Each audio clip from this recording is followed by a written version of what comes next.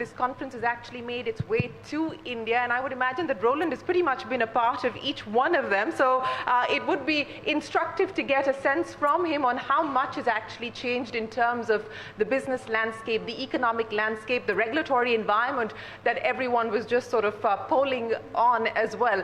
Roshni, of course, will give us an indication of where things stand as far as India's booming offshoring industry is concerned. The IT services sector has, of course, been one of post-liberalization India's biggest success story, but it is a challenging and a volatile environment, and one that Roshni and many of her tech peers do need to navigate through. And of course, the idea of innovating together, collaborating together, especially in an AI era, the opportunities, the challenges, the perils, the pitfalls, all of that up for discussion. I was also just going back in time, Shivani mentioned that you started your career, Roland, at Siemens as in product, and of course today you're as at the helm of the company as CEO, but you've done pretty much everything in between minus CFO. Yeah, exactly. I had all roles, maybe except CFO, and I don't want to touch that one.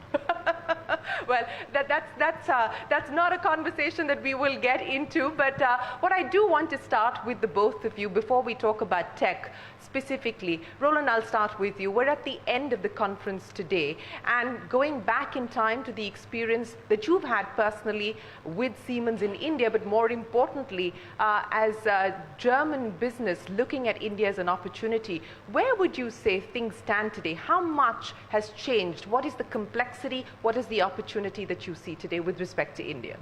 I mean, it changed tremendously. You even cannot compare to the past. I mean, when I was running the automotive business for Asia, and 2005, 6, 7, and also in India, we started off just producing kind of components locally, electronics as well. And this was a focus on automotive industry, but the rest was really somehow small, subsized. So that means, and by the way, we are in this country since, I don't know, more than 160 years. The last 5+ years, the market completely changed. If you look at our markets, this is, we're talking now about growth rates of 8, 9, and 10%, knowing that the GDP is growing a little bit slower, but our markets grow by almost 10%, which is unseen of in our strategy discussions which we have. Size-wise, still a gap to the big markets, United States and China, but really catching up.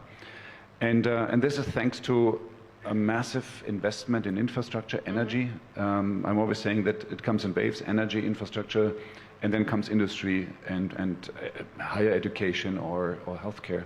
And we see that this is now really taking place massively.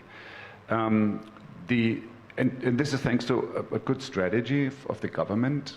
At the same time, we talk about regulations and the ease of doing business. This improved quite a bit as well.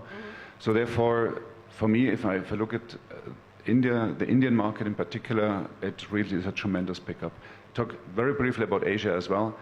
A little bit the same, because we see that the whole idea of increasing resilience and diversity, Asia sits on, or Indo-Pacific sits on the receiving end. I will come to what that means in terms of supply chain diversification and how this region is likely to be a big beneficiary of that. But I want to labor on India for just a second longer because we are here in India. What's the outlook now? And I know you're in your silent period, so I'm not asking you to forecast or guide us for the next quarter, but I do want to understand, in terms of global revenue, in terms of contribution to global revenue, India is still fairly small in comparison to the aspiration, the promise, and the potential. What could it look like over the next 5 to 10 years? So no, this is a budget discussion between Sunil and myself on stage. It's very helpful. No, I mean, just to give you an idea, we have 320,000 people worldwide, 30,000 in India, so it's a little bit shy of 10%.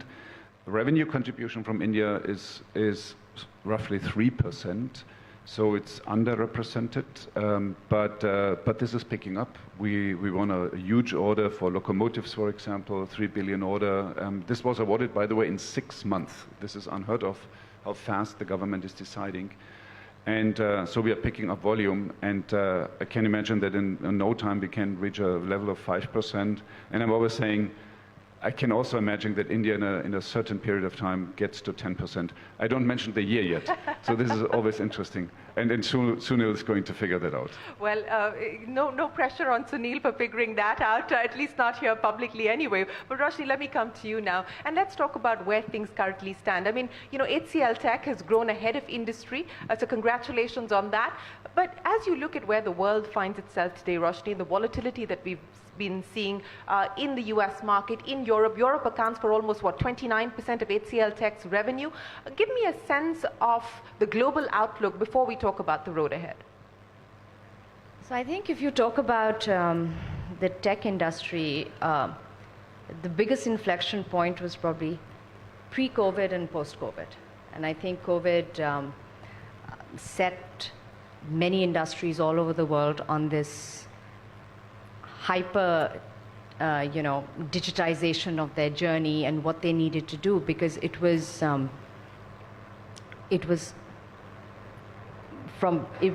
just, you just had to change your operating models if you needed to survive for a lot of industries.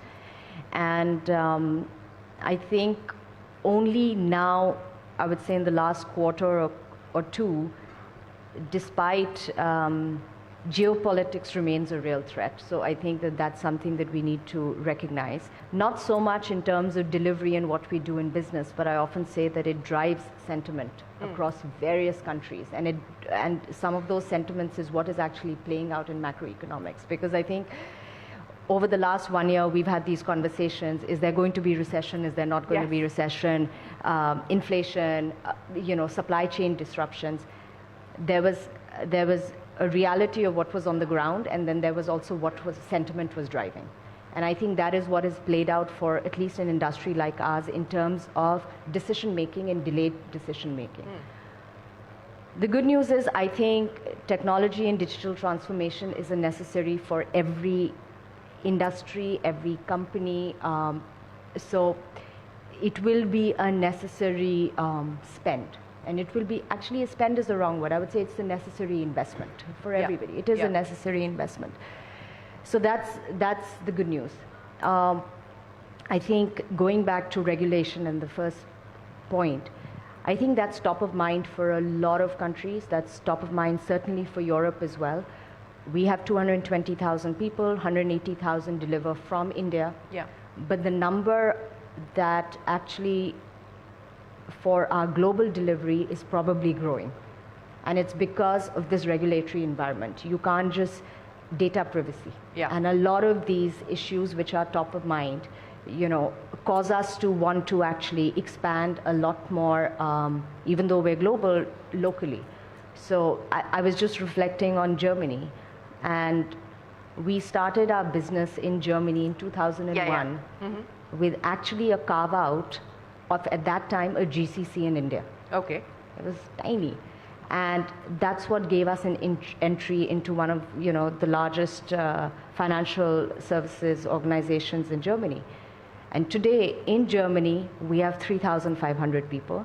And since then, we've done 6 acquisitions in Germany, including ASAP Engineering, which we just did last year, or earlier this year. So it's also growing,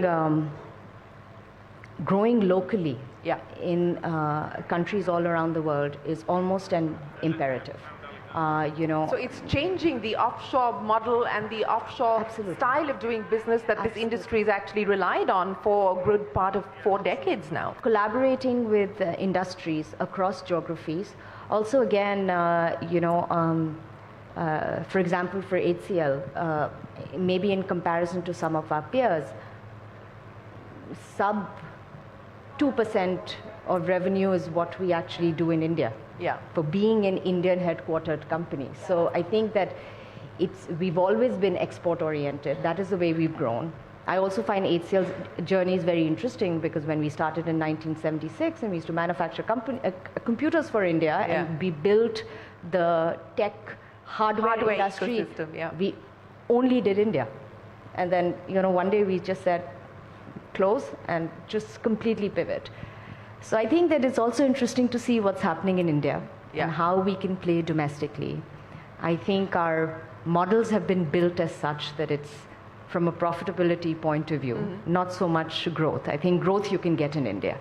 Profitable growth is the challenge. Profitable growth. As far as IT services is concerned. Absolutely. At least at this point in time. Absolutely. But, you know, Roland, let's talk about tech, because that is what we're here to do. And you wrote a piece, you know, a couple of days ago where you said that AI from India is going to perhaps be something that the world should get ready for. We've also just had Jensen Huang of NVIDIA, the CEO here in India, talking about how he believes that India is going to be a leader in an AI era. Mukesh Ambani, the chairman of Reliance Industries, says that he believes that India will do to AI what it did to data, which is make it accessible and affordable. So I want to understand from you, what's your bull case on India in an AI era? So let me start with our strategy. We talk, our strategy is in one sentence. We combine the real and the digital worlds. Full stop. Sounds easy, it's very complicated. So it's about really getting software to enable hardware in a much better way, shortening development times, cycle times, making our assets more available in the shop, on the ground. Ultimately, what we talk about building, and this is what Jensen and myself are really pushing for, building the industrial metaverse, which is a real-time, photorealistic, physics-based representation of the real world in the digital space. And you can then really simulate everything physics-based and make it then happen in the real world. This is the biggest lever. Why is Jensen behind it? Because I do believe that currently he's surfing a wave of delivering any kind of silicon to data centers for AI. But at the end of the day, this will move to the edge. We have much more edge processing, and then also more heavy lifting edge processing, and that makes a big difference. You need that if you want to build this industrial metaverse. So this brings me to the whole discussion about AI, because it's all about data, how you get data into your system, how you fuse data. By the way, AI doesn't respect data silos. This is a completely new way of looking at markets, because the markets are currently, they're siloed, and in the future it will be really a holistic view. Same holds for sustainability. You cannot optimize sustainability in a silo. So that brings then data and AI together. And since we have such a huge amount of talented people which are working on software and the way how you use software in India, I do believe this is really part of the equation of how to build this industrial metaverse as a synonym for where we want to go for. And therefore, this is a contribution which India can do.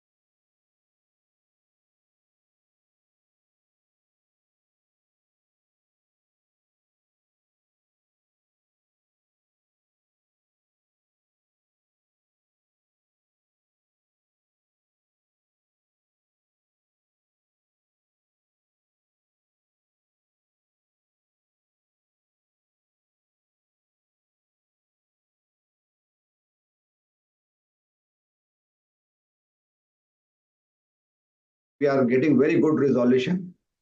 On the top of it is KSK Mahanadi, where we are expecting recovery of more than 100% recovery of principal amount we are expecting, because the Swiss challenge process is on, and we are the rates that the bids that have come, it is indicating that our recovery is going to be more than 100%. Second case is that of Sinnar plant at Nasik. There also the initial bids have come, and the H1 bid is quite good. And third project is Hiranmaye project. There also the Swiss challenge process has just been completed, and the bids that we have received is quite encouraging.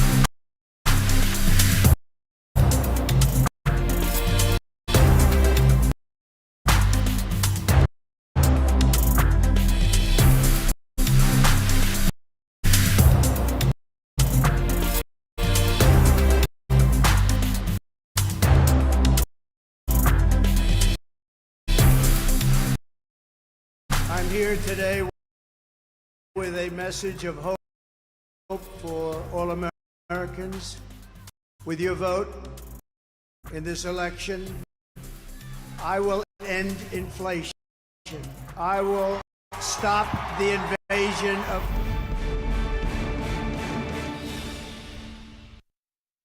Roshni, let's address this issue of AI because, you know, there isn't a conversation that happens today without the mention of the word AI. But I want to understand from you, specifically from an HCL Tech perspective and then from an India perspective. HCL Tech has also started its AI journey, not just today, but many years ago. In fact, you've got, what, about 200 plus Gen AI pilots running at this point in time. What's the aspiration? What is the opportunity that you foresee today?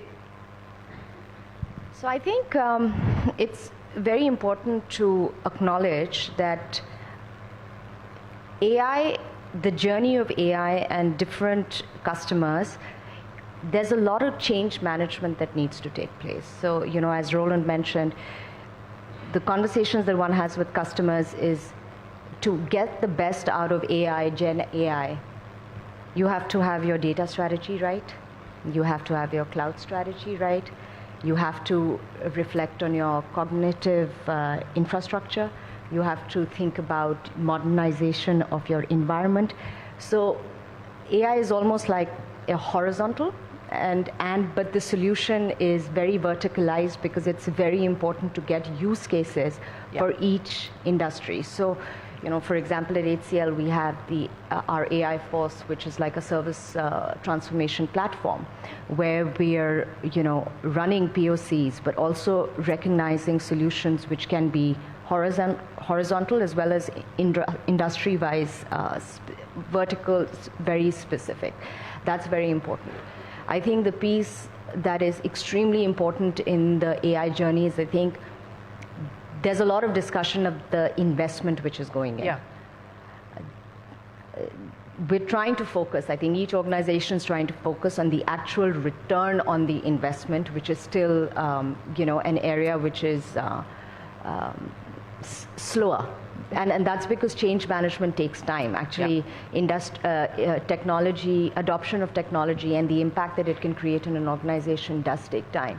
Let me quickly echo what you said, because you mentioned a couple of good points. You said it starts with a data strategy. This is what people forget. There's no AI strategy without a proper data strategy. Secondly, you talked about the technology stack, which has horizontals where you can leverage, and it starts on the lower end. But then the applications are extremely vertical specific, where you look into and see what you can do and build this platform. Is the most complicated thing you can do, because if you build it too thick, then it's an animal nobody can use. If it's too thin, you cannot leverage your scale. So, and that's the smart way of doing it, and this is exactly the way how I do see technology developing in the future. And also the last piece is that, which, you know, we were discussing earlier, is skill required. And this is not skill which is taught. This is not skill which is like engineering which you can get from universities. Now, as long as India is the talent hub of the world, I think this is one of those opportunities that organizations such as ours, it's really learning by doing. You know, there is no template. So when I think of POCs or I think of the platforms we're creating, they're also for learning. And that's extremely important. I think the players that will eventually stand out are the ones that how much of your people weren't you not only able to upskill, but you were actually able to put to use cases which were then able to deliver value to your customer. I think that is critical. You know, we could be having conversations about AI till, you know, kingdom come home. No, you're right in pointing that out, and many important issues that both of you mentioned there, the lag between adoption and actual return on investment, and I think that is something that we're still seeing, the use cases, and I think everyone's still figuring out the use cases at this point in time, and of course doing this at scale is going to be crucial. But let's address the people issue, because at the end of the day, it is about people. And ladies and gentlemen, if you do have questions related to AI adoption, the role that India can play, the region can play, for either Roshni or Roland, please do send them in to us. We would appreciate you engaging in this conversation as well. Let's talk about the people aspect. And I'm going back to Jensen because the question was asked that, look, what is AI going to do to jobs? And this is the number one question that's asked here specifically in India, given the young population that we have and the jobs that we need to create. And his point was, AI is not going to take away jobs. People skilled well with AI will take away the jobs. How do you look at this, Roland, and what is it going to mean in terms of jobs, in terms of skills, in terms of people?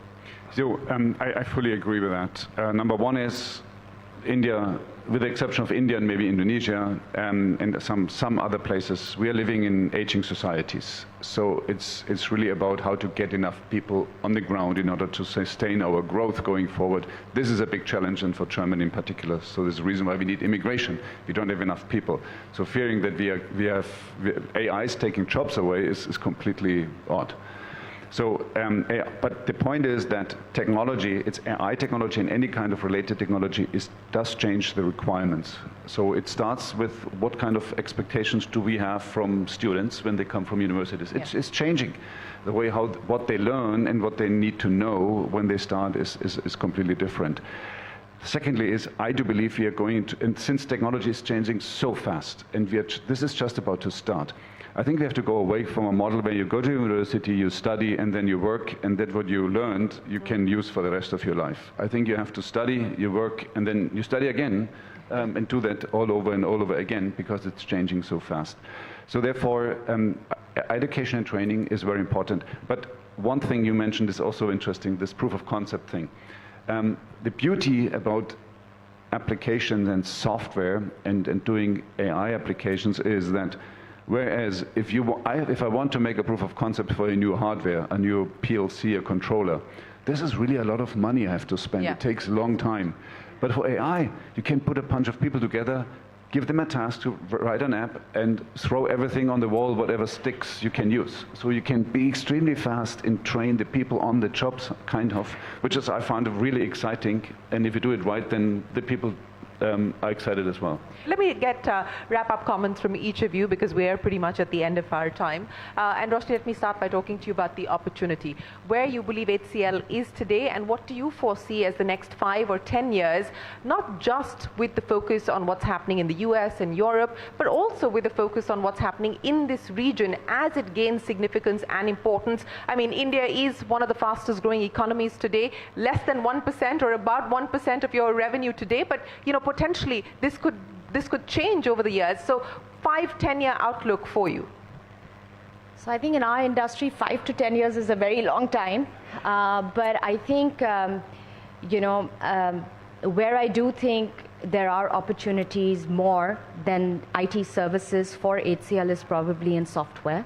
In fact, in this last quarter, we've had our fastest growing year-on-year quarter growth in software, and I think that growing HCL software within India in that market is extremely important. I think it's also important to change the rhetoric written a little bit. When it comes to technology in India, I love the word access. I don't always love the word affordable, because I think affordable alludes itself to be cheaper, or there is a cost arbitrage. And I think the talent of India certainly, lends itself to command a certain premium. And I think that's very important. And then just lastly, coming back to this particular conference, I think for both our countries, just to be, there will always be regulatory hurdles, but I think the organizations that have been around for a very long time understand that the only way to grow is actually through partnerships. Yeah. So I think between both the countries, between companies, having those many more JVs, and not just looking at India as a tech center, but of course, as Siemens is, which is R&D and AI, but also taking it back. So when I reflect on HCL and reflect on the fact that we have historically, even today, continue to grow through M&A in different countries, what it's adding is capability, but more importantly, what it's adding is cultural DNA. Yeah. And I think that is very critical. No, and that's the perfect note to close this conversation on collaboration. We had both leaders here talking about the promise and the potential of the bilateral partnership, of the bilateral engagement. We've got a room full of CEOs here representing German business interests looking at India. And I think it's very, very clear that over the last few years, there's been a significant increase in the interest and confidence in wanting to do business with India. So Roland, as we close out, the points of focus, the areas you believe both sides now need to prioritize to ensure that this relationship does live up to its promise and potential. Yeah, and I believe if you really want to win in this market and really take advantage out of it, but also shaping it together for the future, and we talk really about a sustainable growth going forward, I think you have to embed yourself in the market, you have to collaborate, really bring the forces together. We always talk about working in ecosystems. It's not necessarily a joint venture with equity, it can be, but it's really an ecosystem, platform-based ecosystem. You talk about technology. The more partners you have, the more you're adding, and you're increasing the pie rather than having the same one sharing it with more. And the key point is, I do believe that there will be a different kind of innovation happening in India because of the difference in the market requirements, and it's not cheap. It's different. There will be also thanks to software, there will be no compromise on functionality, but still there will be absolutely they have to be affordable. But this combination of without compromising on functionality, but still make it work, that's something you can make only if you scale. And India is a country and an economy where you can scale. Well, scale and innovate at the same time. That is the hope and that is the promise. Where is the next conference going to be, Roland? Can I eke that out of you as we close? I think this is my closing remark. We'll disclose where the next one will be. This is maybe the idea to make many people stay. Thank you very much, Roland.